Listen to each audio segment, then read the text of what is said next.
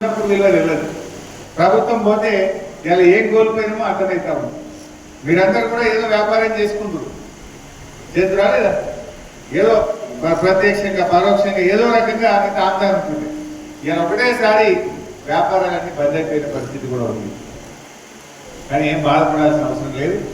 సరే, ఎన్నికలు 3 ఏళ్ళకి వస్తాయా ఎప్పుడు వస్తాయా అనేది మన చేతుల్లో లేదు. కానీ ఖచ్చితంగా ఎప్పుడు ఎన్నికలు వచ్చినా మళ్ళీ వచ్చేది బీఆర్ఎస్ ప్రభుత్వం, కేసీఆర్ ప్రభుత్వం.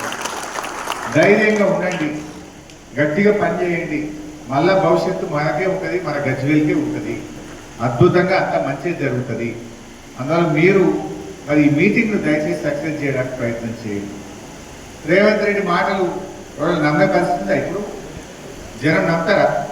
దేవుళ్ళ మీద ఒట్లు పెట్టి రుణమాఫీ చేస్తా 15 ఆగస్టు కానీ దేవుణ్ణే మోసం చేసిన ముఖ్యమంత్రి భారతదేశంలో ఎవరు ఉన్నాడంటే అది ఒక్క రేవంత్ రెడ్డి మాత్రమే.